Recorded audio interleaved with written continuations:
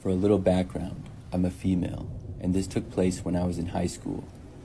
It was my sophomore year, and I would describe myself as a pretty average student. I had a good group of friends that I would talk to at school and hang out with sometimes. At the time this took place, I was not dating anybody when Valentine's Day came. It was just another day to me, but at my school, you could buy somebody a rose. Then it would get delivered to whoever you wanted it to during study hall by teachers' aides. It was popular for guys at the school to get their girlfriend a rose. So on Valentine's Day that year, I obviously wasn't expecting one. In study hall, I was in Spanish class and just doing homework. I noticed a student enter our room holding several roses, and then she mentioned some names of other girls. They raised their hands and she gave them their roses. Then she said my name, and I was really surprised. I raised my hand and she gave me one of the roses. I had no idea who had got me a rose though.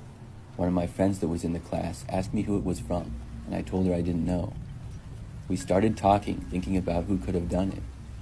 I really wasn't aware of any guys that would do that. I sort of had a crush on this one guy that was on the football team, and we talked here and there, so I was kind of hoping that it was from him, but I didn't really think so. We weren't that close yet or anything. As the day went on, I was trying to figure out who sent me the rose, but I really had no answers.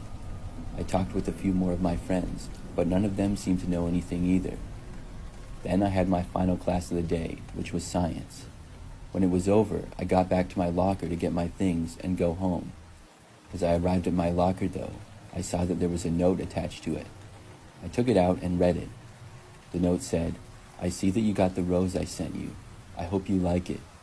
The handwriting was kind of sloppy, but it didn't give me any clues as to who left it. I looked around the crowded hallway, but still didn't have an answer. So I got my things and then left to walk home. During this time, I walked to school and back because I didn't have my license just yet, and we lived really close to the school. I would only take a few sidewalks the entire way, and it took me maybe 15 minutes to walk back most days.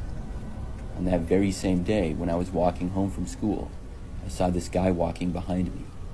It was kind of hard to tell because he was a really long ways back. I couldn't hear him walking or anything.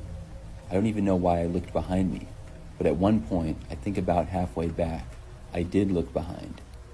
Normally, when I walked home from school, I was all by myself, so when I noticed the guy, it was a little bit unusual, but I still didn't think too much of it.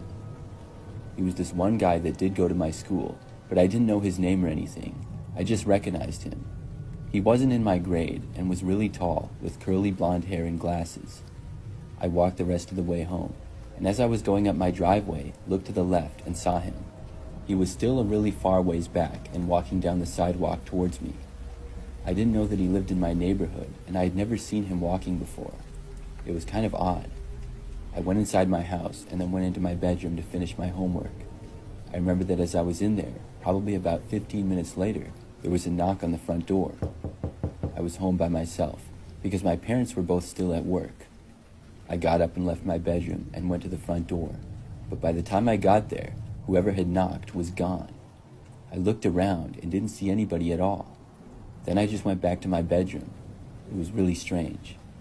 A couple of hours later, my parents got home from work.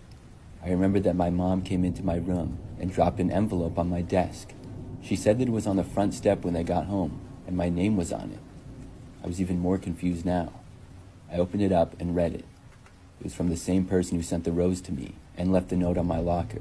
The letter said that he saw that I got the rose and letter and wanted to meet me before school at 7:30 a.m. the next day. I was supposed to go to the back parking lot. I knew that there was a pretty good chance that it was the guy who followed me home. I found it creepy that he was being all mysterious, and I had never talked to him before, and I didn't find him attractive at all either. I decided to go just to tell him that I appreciated the rose, but was not interested, and he didn't have to follow me home. Normally, I would get to school at about 7:30 anyways, and school started at 7:50. So when I got there, I went into the back parking lot. This parking lot was pretty quiet, and just overflow from the main other two lots. It was mostly used for football games or other sports, and only a few kids would park their cars there for school. When I got there, there were a couple of cars parked around, but nobody was in the parking lot that I noticed. Then I saw a door open to one of the cars, and the same guy who followed me home came out. I knew that it would be him. He walked over to me and said hi. Then he told me that his name was James and he was the one who sent me the rose. I told him I knew that because he followed me home. He said he did that just because he wanted to leave me the letter. Before I had a chance to say anything, he told me that we should talk inside of his car. I didn't want to because I didn't want to spend any more time there.